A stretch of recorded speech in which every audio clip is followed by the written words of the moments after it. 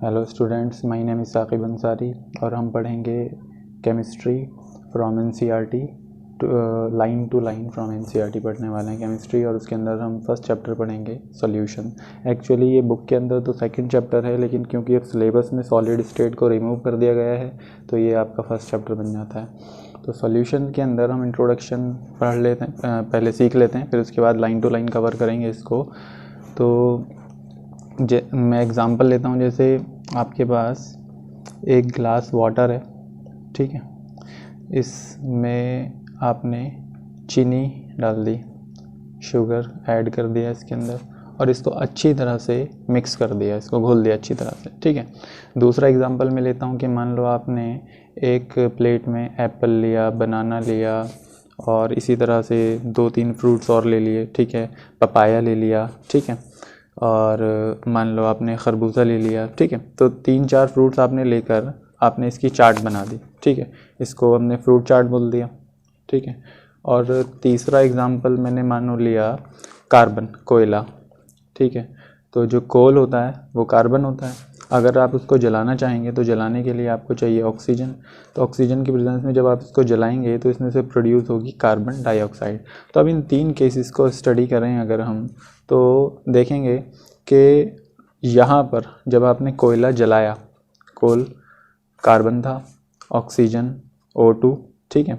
तो जब इनको आपने जलाया तो कार्बन डाइऑक्साइड प्रोड्यूस हुआ। तो यहाँ पर कोल एक सॉलिड स्टेट में कंपाउंड था, एलिमेंट था, ठीक है, और ऑक्सीजन गैस था और कार्बन डाइऑक्साइड गैस है।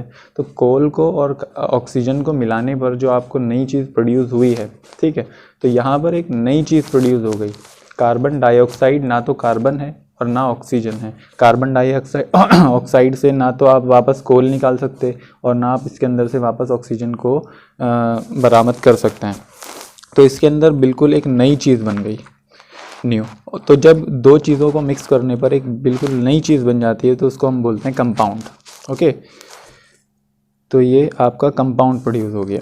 लेकिन अगर मैं यहाँ पर बात करूँ इसके अंदर, तो आपने एप्पल लिया था, आपने बनाना लिया था, ठीक है, आपने मान लो पपाया लिया था, ठीक है, और आपने खरबूजा लिया था, वट एवर इट इज़, ठीक।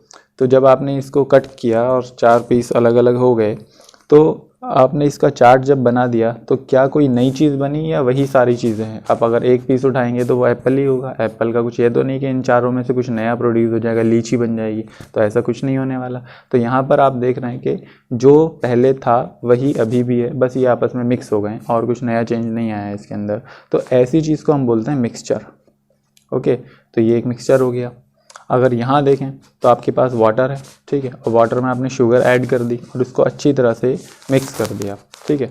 तो जब आप इसमें मिक्स कर देंगे तो पानी ही रहेगा ना, वाटर ही रहेगा, और शुगर ही रहेगा, कोई चेंज नहीं आने वाला इसके अंदर, ठीक है। तो यहाँ पर भी कोई नई चीज़ प्रोड्यूस नहीं हुई, जो पहले था वही अभी भी है, ठीक है। तो इसलिए मैं इसको भी क्या बोलूँगा, मिक्सचर बोलूँगा।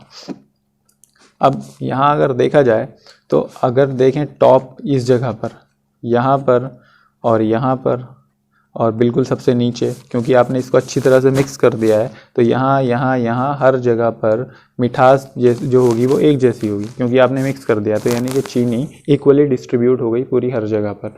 मान लो यहाँ पर 20% अगर शुगर है, 80% वाटर है, तो सेम कंसंट्रेशन इस जगह पर बीच में भी होगी और वही सेम कंसंट्रेशन सबसे नीचे भी होगी। इसका मतलब है कि तीनों जगह पर यूनिफॉर्म डिस्ट्रीब्यूशन हुआ है कंपोनेंट्स का। कंपोनेंट्स कौन है यहाँ पर, शुगर है और वाटर है। तो इसका मतलब अगर यूनिफॉर्म डिस्ट्रीब्यूशन है, यूनिफॉर्म डिस्ट्रीब्यूशन है किस चीज़ का, ऑफ कंपोनेंट्स।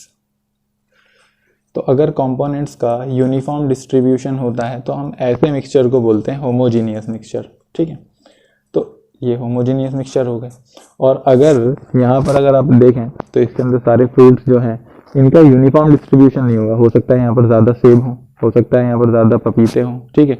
तो यहाँ पर यूनिफॉर्म डिस्ट्रीब्यूशन नहीं है। और ऐसे मिक्सचर जिसमें यूनिफॉर्म डिस्ट्रीब्यूशन ऑफ कंपोनेंट्स ना हो, ऐसे मिक्सचर को बोलते हैं हेट्रोजीनियस मिक्सचर, ठीक है। तो ये आपका हेट्रोजीनियस मिक्सचर हो गया। ये यूनिफॉर्म डिस्ट्रीब्यूशन ऑफ कंपोनेंट्स हो गया। तो अगर यूनिफॉर्म डिस्ट्रीब्यूशन ऑफ कंपोनेंट्स है तो ऐसे मिक्सचर को हम होमोजीनियस मिक्सचर बोलते हैं, और अगर हेट्रोजीनियस मतलब आपका नॉन यूनिफॉर्म डिस्ट्रीब्यूशन है तो उसको हम बोलेंगे हेट्रोजीनियस मिक्सचर। तो हेट्रोजीनियस मिक्सचर की हमने बात नहीं करनी है, यहाँ पर हम बात करेंगे होमोजीनियस मिक्सचर। होमोजीनियस मिक्सचर ही आपके कहलाते हैं सॉल्यूशंस। ठीक है, तो सॉल्यूशन कौन हो गए? Homogeneous mixture of 2 or more components. ठीक है, तो अब हम बुक से स्टडी करना शुरू करते हैं। तो इसके इंट्रोडक्शन में आ जाइए, टाइप्स ऑफ सॉल्यूशन। ठीक है, तो solution are homogeneous mixtures of 2 or more components then और 2 और मोर देन 2 कंपोनेंट्स। ठीक है, इसका मतलब जो मैंने अभी बताया कि भाई 2 कंपोनेंट्स को आप मिला दें और होमोजीनियस मिक्सचर बना दें तो उसका क्या बन जाएगा? सॉल्यूशन कहलाएगा वो। तो solutions are homogeneous mixtures of 2 or more components. ठीक है, By homogeneous mixture, we mean that its composition and properties are uniform throughout the mixture। तो ऊपर से नीचे तक सॉल्यूशन के अंदर जो मिठास रहेगी वो एक जैसी रहेगी। ऐसा नहीं कि ऊपर ज़्यादा मीठा है और नीचे कम मीठा है, या ऊपर कम मीठा है और नीचे ज़्यादा मीठा है। हर जगह पर मिठास कैसी होगी? एक जैसी होगी। तो ऐसा अगर यूनिफॉर्म जो कंपोजिशन है वो यूनिफॉर्म है थ्रू आउट द मिक्सचर, ऐसे मिक्सचर को हम क्या बोलते हैं? होमोजीनियस मिक्सचर बोलते हैं। अच्छा, generally the component that is present in largest quantity is known as solvent। ठीक है, तो ये आपने पढ़ा ही होगा 9th क्लास में कि जो ज़्यादा क्वांटिटी के अंदर पाया जाता है उसको सॉल्वेंट बोलते हैं। ठीक है, तो solvent determine the physical state in which solution exist. ठीक, तो अगर हम देखें यहाँ पर, जैसे ये सॉल्यूशन था हमारा शुगर वाटर का, तो इसमें ज़्यादा क्वांटिटी के अंदर कौन था? वाटर था। तो जो ज़्यादा क्वांटिटी के अंदर वाटर है वो कहलाएगा आपका सॉल्वेंट। सॉल्वेंट कौन होगा? जो ज़्यादा क्वांटिटी में होगा, दैट इज़ वाटर हियर। ठीक है, अच्छा, और कम क्वांटिटी के अंदर यहाँ पर कौन था? शुगर था। तो ये आपका कहलाएगा सॉल्यूट, ये आपका सॉल्यूट कहलाएगा। ठीक है, ऐसे ही कोई सा भी सॉल्यूशन बनाए जो उसमें ज़्यादा क्वांटिटी के अंदर है वो आपका सॉल्वेंट होगा, जो कम क्वांटिटी में है वो आपका सॉल्यूट होगा। और क्योंकि यहाँ पर जो वाटर था वो लिक्विड था और जो शुगर था वो सॉलिड था, लेकिन ओवरऑल जो सॉल्यूशन बन के आया वो आपका कैसा बन गया है? लिक्विड सॉल्यूशन बन के आएगा। ठीक है, इसका मतलब क्या हुआ कि जो सॉल्वेंट होगा वो डिसाइड करेगा कि आपका सॉल्यूशन कौन से फेज़ में बनेगा। अब मान लो आपका सॉल्वेंट लिक्विड है तो सॉल्यूशन भी लिक्विड फेज़ में बनेगा। मान लो आपका सॉल्वेंट गैस है तो सॉल्यूशन भी गैसियस स्टेट में बनेगा। और अगर मान लो आपका सॉल्वेंट सॉलिड है तो सॉल्यूशन भी सॉलिड स्टेट में आपका बनेगा। ठीक है, ओके, लेट अस कंटिन्यू। तो solvent determine the physical state in which solution exist. तो किस स्टेट में सॉल्यूशन एग्जिस्ट करता है वो सॉल्वेंट पर डिपेंड करेगा। अच्छा, 1 और more component present in solution other than solvent are called solutes. तो सॉल्यूट कौन है? जो स्मॉलर क्वांटिटी में प्रेजेंट है। तो अच्छा, अगर हम इस चैप्टर की बात करें, अपनी 12th क्लास के सिलेबस में बात करें, तो यहाँ पर हमने in this unit we shall consider only a binary solution. अब बाइनरी के अंदर हम देखें तो बाई मतलब 2। ठीक है, तो बाइनरी सॉल्यूशन ऐसा सॉल्यूशन होगा जिसके अंदर सिर्फ कितने कंपोनेंट पाए जाएंगे? 2 कंपोनेंट पाए जाएंगे। एक कंपोनेंट होगा सॉल्वेंट और दूसरा कंपोनेंट होगा इसके अंदर सॉल्यूट। ओके, तो हम 12th क्लास के अंदर सिर्फ ऐसा सॉल्यूशन पढ़ेंगे जो बाइनरी होगा। जैसे मैंने यहाँ पर शुगर और वाटर का एग्जांपल लिया था, तो आपने वाटर लिया और उसके अंदर शुगर ऐड कर दी। तो आमतौर पर जो आप घर में शरबत बनाते हैं तो उसके अंदर क्या शुगर भी होता है, वाटर भी होता है, नींबू भी होता है, नमक भी होता है, कुछ और भी हो सकता है। तो यहाँ पर ये जो सारी चीज़ें मिलाने के बाद जो नई चीज़ बनी वो सॉल्यूशन बन गया। ठीक है, उसके अंदर जो मैक्सिमम लार्जेस्ट अमाउंट में था वो कौन था? वाटर था। तो वाटर इसके अंदर कौन कहलाएगा? सॉल्वेंट कहलाएगा। जबकि बाकी चीज़ जैसे चीनी हो गई, जैसे नींबू हो गया, नमक हो गया, एक्सेट्रा, कुछ भी और आप एक्स्ट्रा ऐड कर रहे हैं उसके अंदर, वो सारी चीज़ें इसके क्या कहलाएंगी? सॉल्यूट कहलाएंगी। लेकिन जो लार्जेस्ट क्वान्टिटी के अंदर है वो क्या कहलाएगा? सॉल्वेंट कहलाएगा। ठीक है, ओके, तो इसमें था कि in this unit we shall consider only binary solutions। ठीक, binary solution कौन से? that consist of 2 components, each component may be solid, liquid or gaseous state or in gaseous state and are summarized in table 2.1। तो जैसे अगर हम देखें types of solution 3 तरह के हो सकते हैं, या तो गैशियस सॉल्यूशन हो सकते हैं कि पूरा सॉल्यूशन जो है वो गैशियस स्टेट में है, या लिक्विड हो सकता है, या सॉलिड हो सकता है। अब सॉल्यूशन के अंदर 2 कंपोनेंट्स होते हैं, एक सॉल्यूट होता है और एक सॉल्वेंट होता है। तो अगर गैशियस सॉल्यूशन की बात करें हम, तो सॉल्यूट भी गैस है, सॉल्वेंट भी गैस है, दोनों सेम है, तो ऐसा सॉल्यूशन क्या बनेगा, गैशियस ही बनेगा। तो अगर आप यहाँ देखें कि सॉल्यूशन गैशियस सॉल्यूशन बन रहा है, तो सॉल्वेंट जो होगा वो सारा का सारा गैशियस स्टेट के अंदर ही पाया जाएगा। सॉल्यूट गैस भी हो सकता है, लिक्विड भी हो सकता है, सॉलिड भी हो सकता है, ठीक है। तो कॉमन एग्जांपल गैस के क्या होंगे, mixture of oxygen and nitrogen gas, जैसा हमारी एयर होती है, ठीक है। अच्छा, गैस के अंदर अगर आप लिक्विड मिला दें तो वो सॉल्यूशन बन जाएगा, ठीक है, वो भी गैशियस सॉल्यूशन होगा। उसमें क्या है कि chloroform mixed with nitrogen gas, nitrogen में आप क्लोरोफॉर्म मिक्स कर सकते हैं। इसी तरह से गैस में सॉलिड मिक्स कर दिया आपने, कैम्फर इन नाइट्रोजन गैस। तो ये कुछ एग्जांपल्स हैं, ठीक है।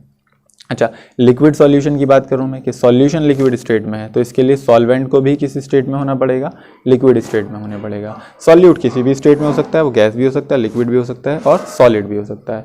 तो अगर गैस लिक्विड वाला सॉल्यूशन है तो आप जानते ही हैं ऑक्सीजन डिजॉल्व इन वाटर, ठीक है। लिक्विड सॉल्यूशन है तो आप एल्कोहल जो शराब है, ठीक है, वो पानी में मिला रखी है। और liquid solid glucose dissolve in water, sugar dissolve in water, जो मैंने अभी बताया था, ठीक है। तीसरा सेम चीज़ सॉलिड सॉल्यूशन है, तो सॉलिड के लिए आपकी क्या कहते हैं, सॉल्वेंट को किस स्टेट में होना पड़ेगा, सॉलिड में होना पड़ेगा, और उसमें गैस मिक्स कर सकते हैं आप, ठीक है, लिक्विड मिक्स कर सकते हैं, सॉलिड मिक्स कर सकते हैं। तो solid gas solution in hydrogen and palladium, solid liquid solution amalgam in mercury with sodium, solid copper dissolve in gold. Copper dissolve in gold मतलब जो आपका ये अलॉय होते हैं, ठीक है। तो alloys are actually what, alloys are solutions, ठीक है। ऐसे सॉल्यूशन जिसमें सॉल्वेंट सॉलिड स्टेट में और सॉल्यूट भी सॉलिड स्टेट में, उनको आपने मिक्स कर दिया अच्छी तरह से, ठीक है, तो वो क्या बन गया, आपका अलॉय बन गया।